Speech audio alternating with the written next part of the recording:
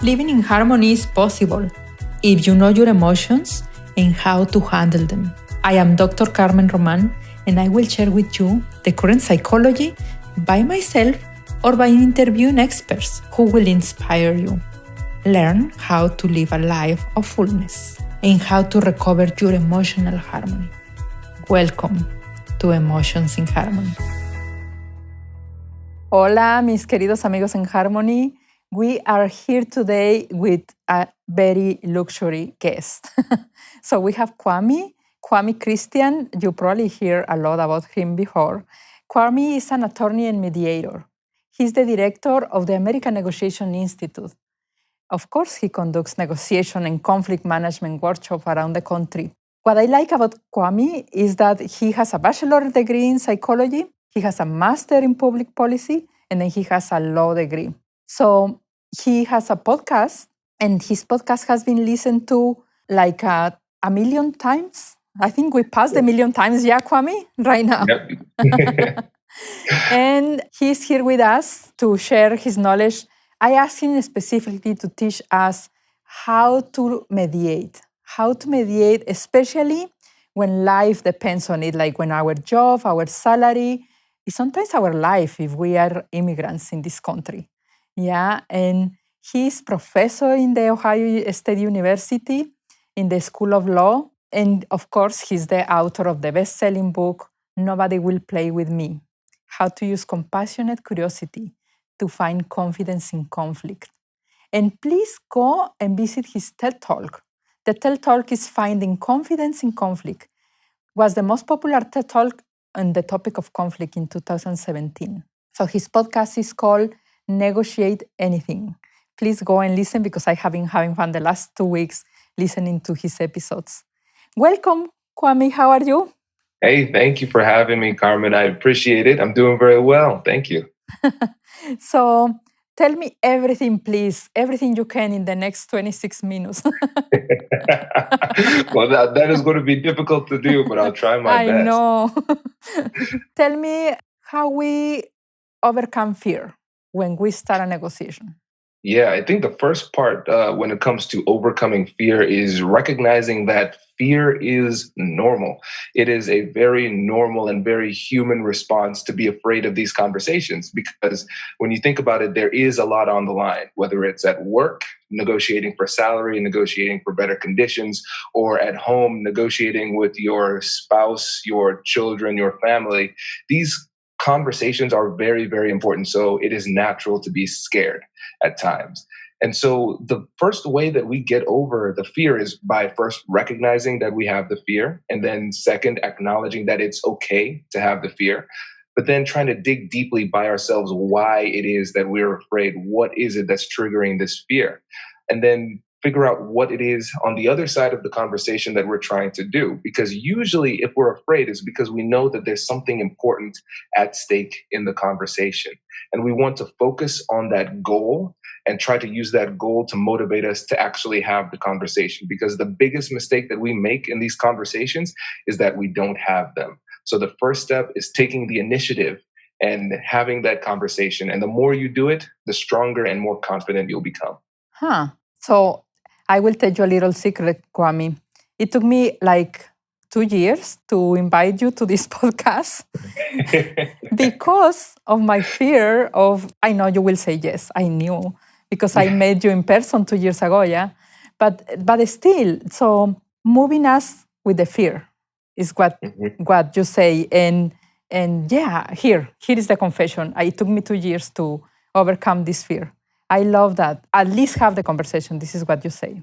Exactly. Yeah. And, one of the things that I think about when it comes to confidence is confidence really is the belief that no matter what, I'm going to find a way to try to make this okay. And so if we, for instance, with your example, if you have the conversation with me and I say no, maybe I'm actually a mean person and I say no, then you realize that, okay, what happens after that? Oh, then I just invite somebody else to be on the show. And then when you project into the future after the conversation, you typically realize, oh, really, it's not that bad.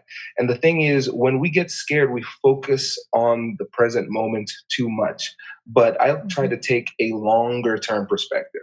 In 10 years, will I be proud of the fact that I actually had this conversation? Or would I be proud of the fact that I let the fear push me away from having the conversation? Usually, when you think Mhm. about it in terms of regret, what you're missing out on, we regret the things that we didn't do a lot more than the things that we did do. Because if we look back and we made a mistake, we could say to ourselves, "At least I tried." And so, I want to always make sure that I'm opting to do the things that the future version of myself will respect. And usually, that leads me to having these difficult conversations. So do it. One thing is just do it. Yeah. Yeah, In honoring your 10-year future self. So honor exactly. that person. And then what about, Kwame, if I am really literally outside with less power? Like if I am the undocumented versus my documented boss, or if I have no school and my boss is just, or the person who I am cleaning the house is just somebody really important. What about if I really don't have the power? Yes, no, that is a very, very good Mm. point. And so the key is to find your power. Where does it come from? Because a lot of times when we come to these conversations, we're focused on where we are lacking, what we don't have. I don't Mhm. have an education. I don't have money. I don't have legal immigration status. And so Mhm. we focus on those things. And coming from a psychological perspective, again, that's just how the brain works. We are prone to think about the negative things a lot more than the positive things because that's what keeps us alive, because bad things can kill us faster. So that's why our brains naturally focus on the negative things. But Mhm. then you have to consider, what are the positives that we have to offer in that situation? So think about a situation if you are, number one, undocumented. You have the gender gap where you might be working for a male. That is another gender Mhm. gap, a gender issue that we need That's to true. address. Somebody who has more money and you're in a cleaning position and you don't have the legal status, like I mentioned before. So where does your power come from? Your power comes from trust, because more so than anything else, you have to think about it. That person doesn't just want the job done, they want the job done by somebody that they can trust. And the trust comes not only by your ability to do the work, but also the ability to believe that you will do the work in a way that is not detrimental to them. So when somebody's opening up their house to you, they're making themselves vulnerable. And so at the beginning of the conversation, what I would say is I would reaffirm the relationship. I would take the time and say, listen, first of all, I want to say that I've really appreciated this opportunity and the time that I've spent with you and your family. I've gotten to know your wife, I've gotten to know your children, and it's been great.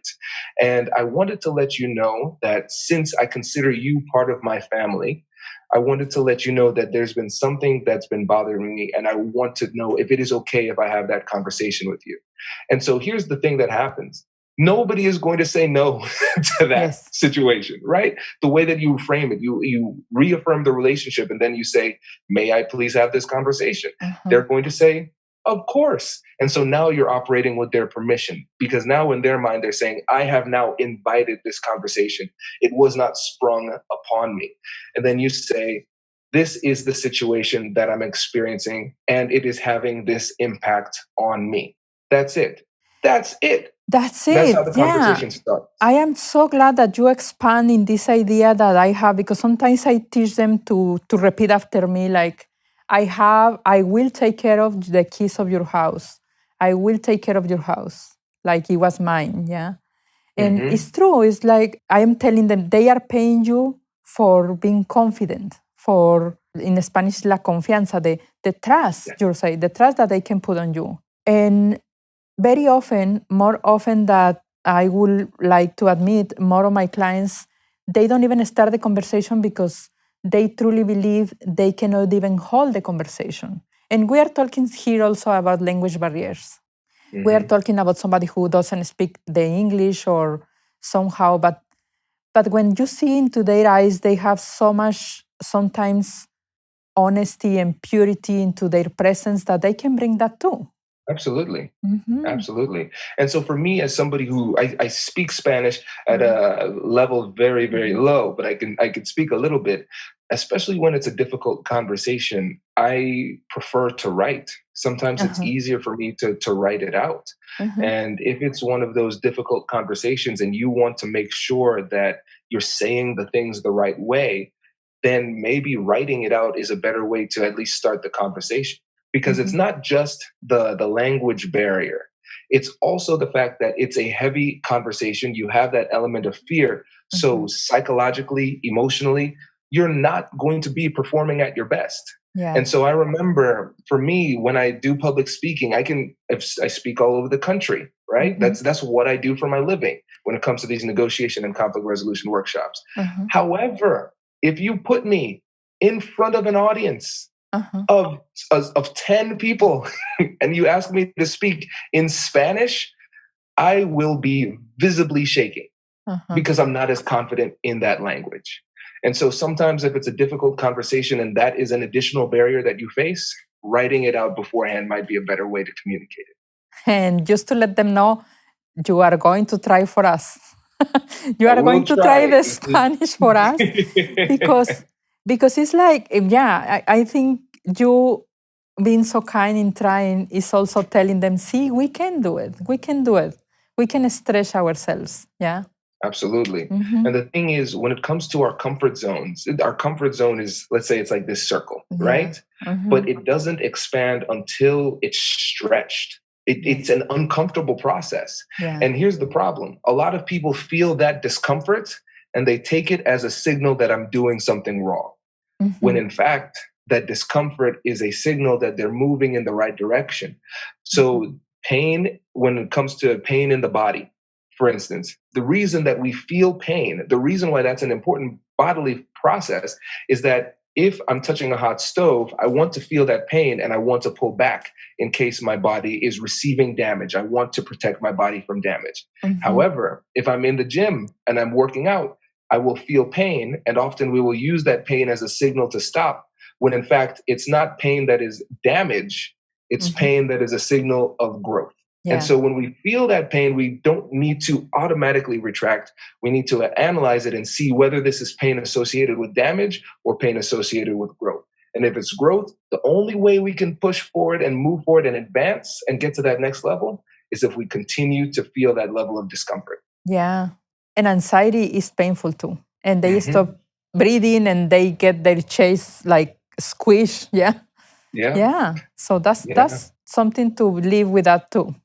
Yeah. And the pain is real. The Yes. pain is real. Yeah. Emotional pain is real. Here's an interesting study. Mm-hmm. The one of the most painful things that you can experience is the rejection of something that you're asking for, because in our minds it doesn't just feel like a rejection of what we're asking for, it also feels like a rejection of ourselves. And what they found is that the pain associated with rejection is so real that in studies it has been diminished by giving people Tylenol, just like you would a real pain. So if my arm hurts, I take Tylenol, it feels better. With rejection, you Uh-huh. take pain relievers and it feels better. That's how real the pain is. And so a lot of times people brush off emotions and say, oh, these emotions aren't real, just push through it, it's nothing. No, no, no, no. That's not good advice. You should push through it, but it isn't nothing. Yeah. It is definitely something. Wow. And what about if I say, okay, I'm going to do it, and now I am here and I am in a power struggle? What about Mm-hmm. if the person is fighting back and it clearly is power struggle? Mm-hmm. Well, two things. Thing number one, remember when people are afraid, they have the three fear responses: fight, flight, and freeze. So flight, that means they're conflict avoidant. They try to avoid the conflict. Fight, obviously, that's when they become aggressive. And freeze, that's where you become silent. You don't speak up for yourself. And the conversation is happening and you're just essentially observing it, not participating in it. And so if somebody is becoming aggressive with you, you have to realize that you're not dealing with a person who is thinking on a level-headed playing field right now. They're not thinking clearly. They have registered what you've done or said as a threat, and they're fighting you. And so instead, what you need to do is you need to take a step back and acknowledge the emotion. And so I have a process called the compassionate curiosity framework. And so the first step is acknowledge emotions, then get curious with compassion, and then engage in joint problem solving. So if somebody's becoming aggressive, you take a step back and say, it seems as though you're really frustrated about this situation. Can you please tell me a little bit more about what you're experiencing or how you see it? And so by taking the time to label the emotion, saying you're frustrated, you're angry, I can see that. It seems as though, then oftentimes they calm down because they'll explain why they feel that way. Yeah, I'm frustrated because it seems as though you're not appreciating what I'm giving to you, and it makes me upset about the situation. Okay, can you tell me more about that? And you get them to explain themselves. And what you're finding is through this process, their emotional level will start to calm down. They'll start to get back to a level playing field.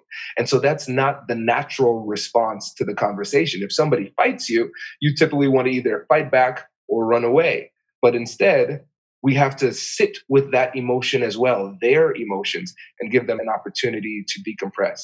Or option number two, you realize they are too emotional to have this conversation. And you just say, listen, thank you so much for taking the time to explain how you're feeling about this situation. This was new information to me, so I need to think through this before I continue the conversation. Let's come back tomorrow and have that conversation because they're too emotional to have this conversation. Let's come back at another time when they're a little bit calmer.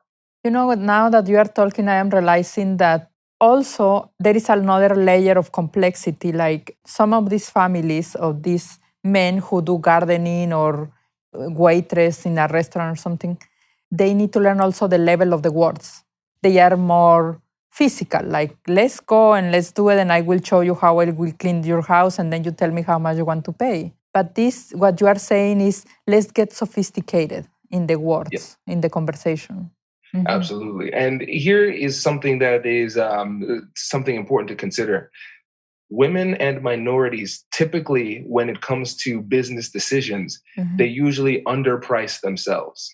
And so if everybody else is charging here, we naturally say, hey, I'm going to charge here. I'm going to be the discount, low-cost service. And we start there voluntarily. And so we have to work really hard just to get to the same level eventually, hopefully, maybe. But the problem is that not only do we start low, but we're also afraid to ask. So we never get up there. And people aren't voluntarily going to say, hey, Carmen, you've been doing a good job. Let me pay you more. If you're working really hard for this much money, and I know you're going to keep working hard for this much money, I'm not going to voluntarily say, here's that much money. Yeah. Right? And so we need to start the conversation at a different place. Yeah, that's totally true. And I see over and over more in women and teenagers, and it's more difficult to price themselves since the very beginning. And here's the thing. When somebody says no, that's not the end of the conversation. That's not the end of the conversation. So if the market rate is here and you actually say, hey, actually, I cost this much, and they say, no, I can't afford that. And then you say, well, what does work for you? Most likely they're going to say, well, I can do this. Okay, I'll do that. And you're winning. Because that's the thing. We're always afraid of no.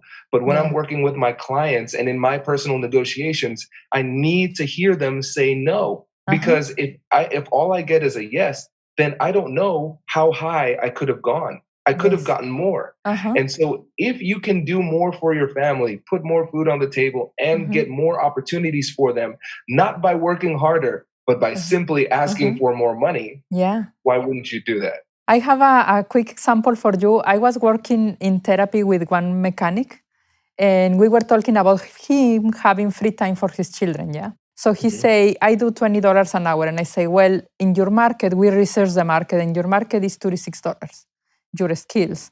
And he was like, no, Carmen, I cannot do that, So we bring the wife into the session, and the wife say, at least let's ask for 33. So we have a couple sessions, he repeating to me, I 33. So he goes to another person, to another company, and he asks 33. And he's so scared and ready to fight and explain, And he say, $33. And they say, yes. And he was like, my therapist told me 36 and said, I could have paid you 36, but you didn't ask. Right. Yeah. It's like Exactly. sometimes it's our fears inside. And another issue is that I found is that it's a lack of confidence because we don't value ourselves the way that we should. Because I'm not sure about his specific situation, but sometimes people say, if my market rate is 36, that's what the market is saying. But inside, I feel like I'm 25. Yeah. And so I'm not even convinced of my Yes. value at 36. And if Yeah. I'm not convinced of 36, how can I convincingly ask somebody else for $36? And so I think the example that you gave is fantastic because it took a lot of time in private to work up, to build that confidence so Yeah. you could say it with confidence when it mattered. Yeah. And the only reason he agreed to practice with me is because, remember, we want time with your children. Remember, we want this free time. You cannot have two jobs.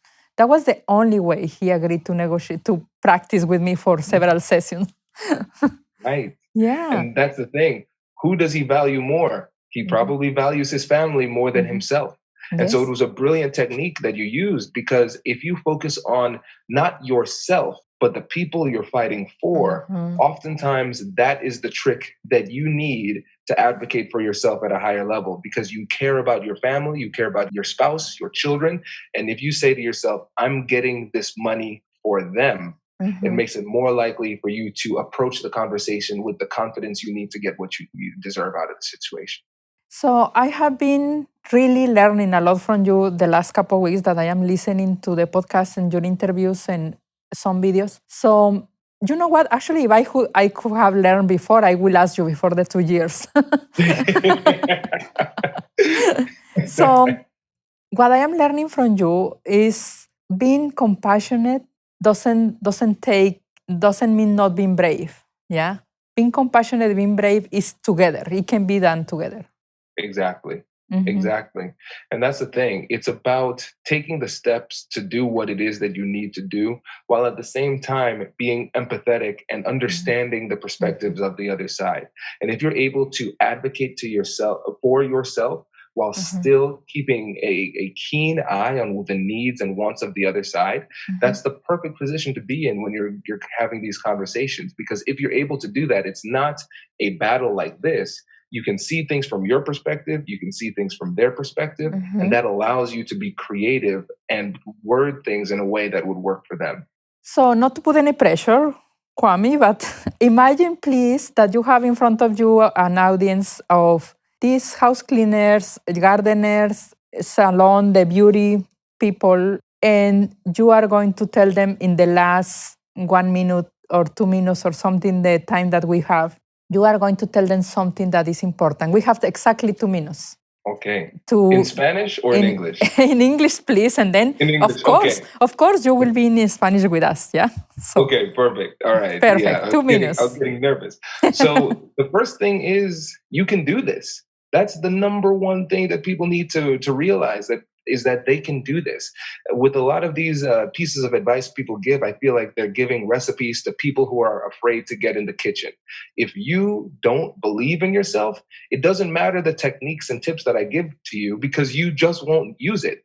So number one needs to come, the number one thing you need to do is believe in yourself first. The next thing is, if you don't know what to say in a conversation, the easiest thing to do is ask a question. Just ask a question, because if you're asking a question, you're not making a mistake, right? That's the first thing. And the second thing is you're getting more information. And the more information you get out of the conversation, the better able you will be to phrase what you say next in a way that it comports with the needs of the other side. Wow. That's beautiful. That's really beautiful. I learned, of course, I keep learning from you. And I am, I feel like it's contagious, your energy, your hope for us to be learning about how to negotiate. Thank you, Christian. And we will have you in Spanish. And you promise us to be in Spanish. Thank you. Thank you. We are very excited and jumping here. And thank you for being today with us. A pleasure. If you guys want to learn from him, we are putting everything in the notes, everything where to find Kwame Christian. And you can also type Kwame Christian in Google and we are ready. Bye for now. We have reached the end of another episode of the podcast Emotions in Harmony. See you the next week. Visit www.emotionsinharmony.org, where you can subscribe, find the notes, and be in direct contact with me. Thanks for listening.